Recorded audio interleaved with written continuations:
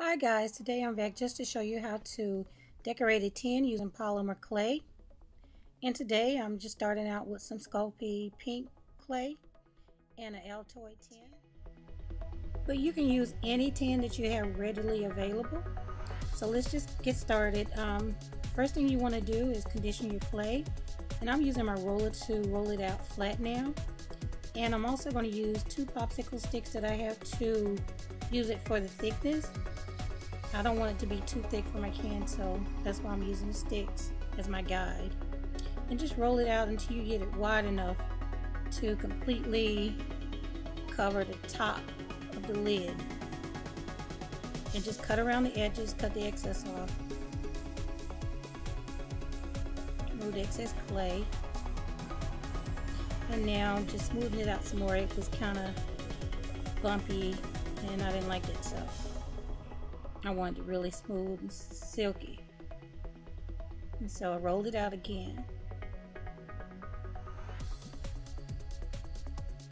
Okay, so now I'm ready. So now just press around the edges just to get an idea of how far you want it to come down.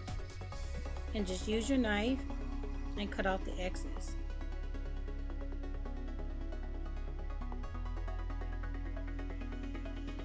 And take your fingers and just press down as you go, and try not to put any dents or anything into the clay, any deep impressions in it. Try and keep the top as smooth as you can.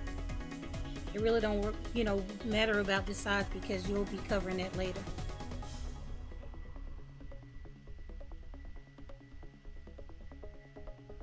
And still I'm trimming off the excess.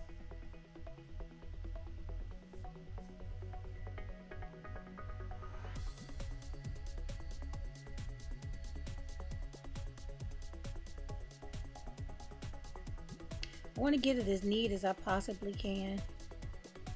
And now I'm just using one of my tools, my clay tools, to smooth it down.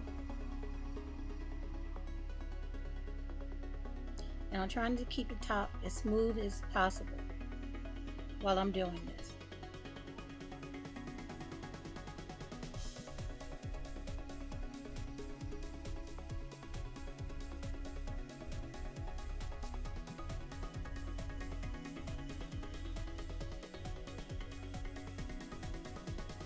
I'm kind of a neat freak, so I try and get it as neat as I possibly can.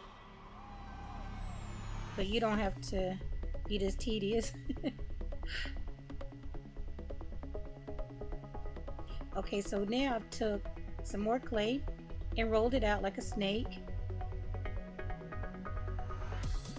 And then took my popsicle sticks and used it to flatten, use my roller to flatten the clay down so I can put it along the edges, along the sides.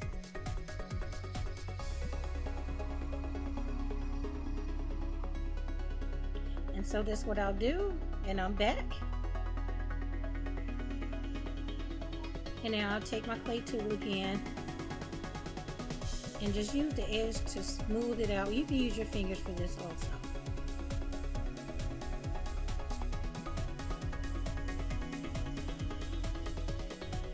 Okay, so I'm back. I've done the bottom and I've put the edge in along each side, and I decided to use one of my rubber stamps, and when I pressed down on it, I made a little bit of a boo-boo at the bottom, but it's easy to smooth out because the clay is still soft.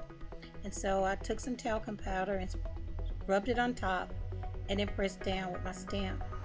And I didn't get it as the lettering as deep as I wanted to, but I'll go with that for now. So now I'm baking my box with the clay. Meanwhile, I take some letters. These are pasta letters. My sister picked them up somewhere. I can't remember. If anybody wants to know, I'll find out. Just ask me in the comment box below and I'll find out. And I used some acrylic paint and painted the letters black. And as you can see, I spelled out Paris. That's the theme that I'm going with, Paris.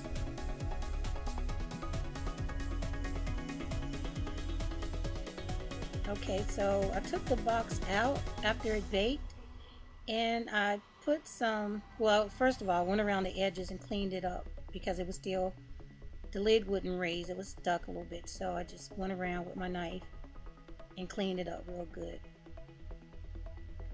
And now it opens. And just went around the edges to clean up some more. After that was done, I took some of my transfer medium and I brushed it on my box. And after it set for a couple of minutes, I then added some of my mica powder to give it a pearl finish. And I baked it again after that was done.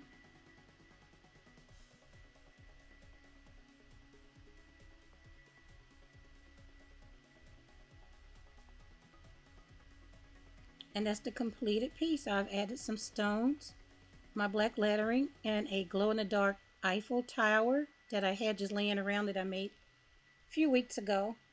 I knew I'd find something for it, and this worked out perfect. And as you can see in the background, where I stamped is not really showing up that great. I actually could have taken some more clay and put it over the top and restamped it, but I was kind of anxious to get this done with. But that's the completed piece. I'm going to add some other stuff on the inside, and when I do, I'll show you the pictures. And that's the Eiffel Tower glowing in the dark. That's the completed piece. I added a couple of more stones, and I also put some paper on the inside of the lid to make it more decorative. So that's it, guys. I'm done with my box, and now it's ready for me to put my Altoids back on the inside or whatever else I want to put. But I choose to do something a little bit more exciting, so please stay tuned. I'll be doing a tutorial on how to make Crayola Crayon Shiny Lip Gloss. So look for my next video, and I'll see you guys then. Thanks so much for watching.